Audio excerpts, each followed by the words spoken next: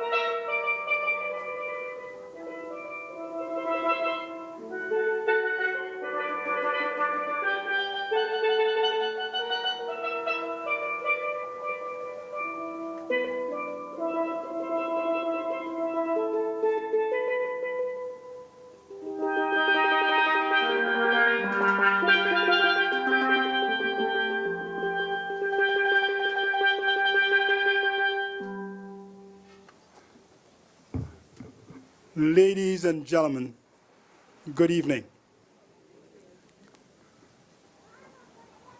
Marie-Louise and I are pleased to welcome and host you for this New Year's reception. Upon receiving you this evening, we were pleased to see the large numbers of you arriving here this evening. It's really great to have so many of you here joining with us on this day to celebrate and to bond with each other as a St. Martin people. In particular, I wish to acknowledge the presence of and say bienvenue to our brothers from the northern side of our island. I also recognize and extend a special welcome to the members of the parliaments of Aruba, of Curaçao, and of the Netherlands, who are here with us this evening. Bombini and welcome.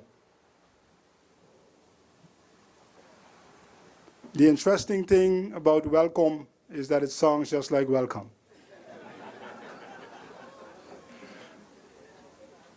Tonight, as we gather here, we wish everyone present and across our sweet St. Martin land a most happy, healthy, and successful new year. The beginning of a new year always exudes feelings of hope and possibility. May 2019, therefore, be a year of hopes fulfilled and possibilities realized.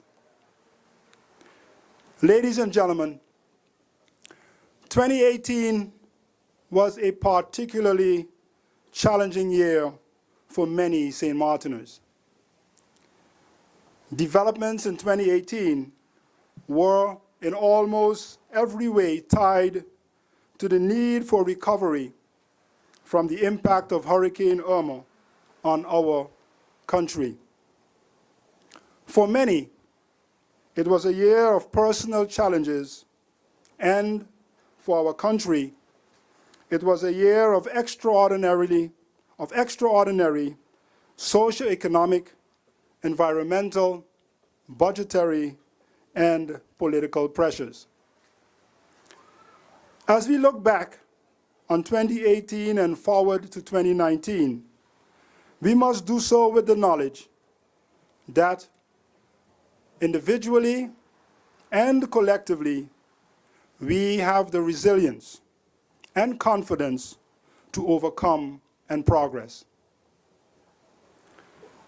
It is in that spirit that I shall center my message on the topic, igniting national confidence to overcome our challenges.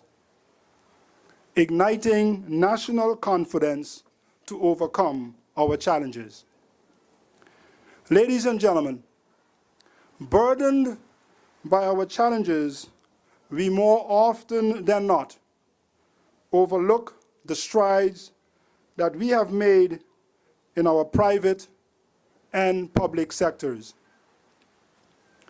We overlook the many people in our community rebuilding their homes, reopening their businesses, helping their neighbors, supporting our youngsters, all hardworking residents, simply making a difference.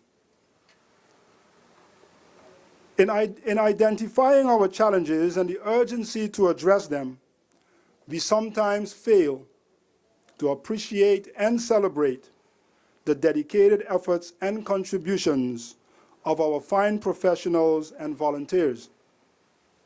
Persons who, confident in their ability, day in and day out, work on the front line to make progress possible and St. Martin a good place to live. Going forward, I believe that we must tap into the example of our professionals and volunteers. And in doing so, let their example serve as an inspiration to reinforce and channel our nation's self-confidence to overcome our challenges. To overcome challenges as a result of unsustainable waste management practices and recurrent landfill fires. To overcome challenges of inadequate airport capacity due to complications surrounding the repair of our terminal building. To overcome challenges of insufficient hotel rooms. To overcome challenges of reduced economic activities and employment opportunities. And to overcome challenges of a weak public finance position due to budget and liquidity deficits, just to name a few. As we face these challenges, we can draw hope and inspiration from the following words of Nelson Mandela, and I quote, It always seems impossible until it is done. It always seems impossible until it is done, unquote. Put differently, by taking action, it is possible to overcome our challenges. This is particularly important in light of the debates with regard to the pace of recovery and the varying views with regard to how to address the challenges we face. Debates in which we hear the voice of doubt, questioning our ability, saying that the challenges we face are too difficult. Debates in which we hear the voice of discord, weighing in on our differences and questioning every decision. Debates in which we hear the voice of resilience, reminding us that unity is strength and division is weakness. And debates in which we hear the voice of confidence, speaking to our inner potential, encouraging national action, and proposing collaborative solutions. Some voices are heard more often or louder than others.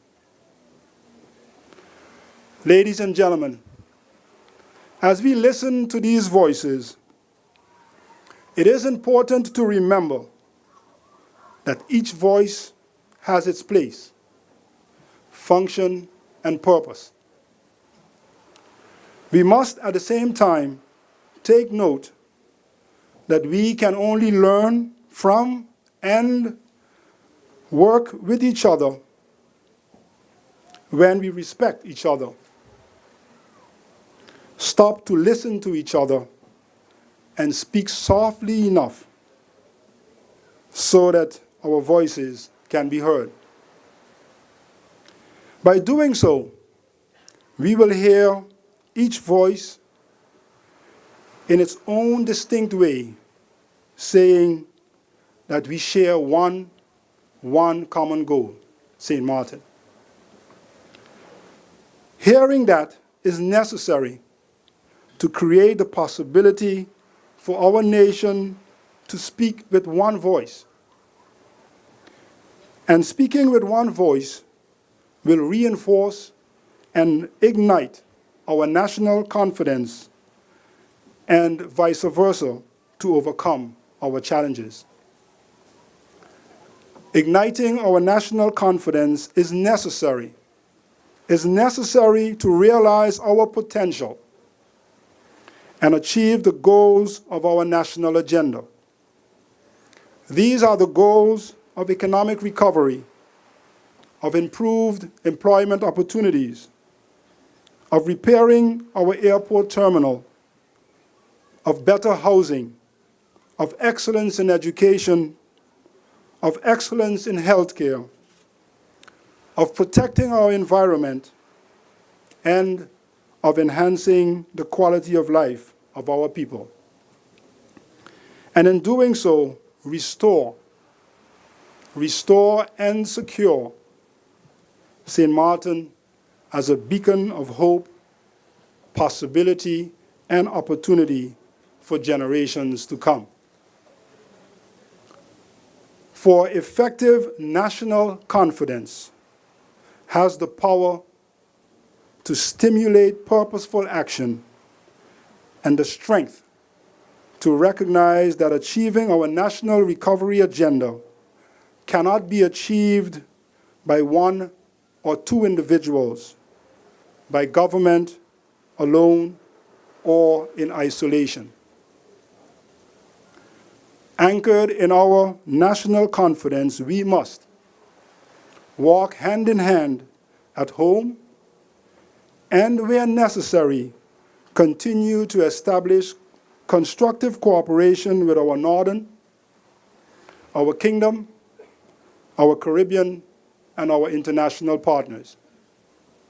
Ladies and gentlemen, it is in that spirit that I, as your governor, hereby offer my hand and call on all to join me to dedicate 2019 to our national confidence directed at united, purposeful, and urgent action towards the further recovery and progress of our St. Martin. It is with that offer and depending on us to tirelessly put our shoulders onto the tasks ahead that I close and hereby also on behalf of Mary Louise wish you and your family a year of peace, health, happiness, and continued progress. Thank you, God bless you, and may God bless St. Martin and protect its coast.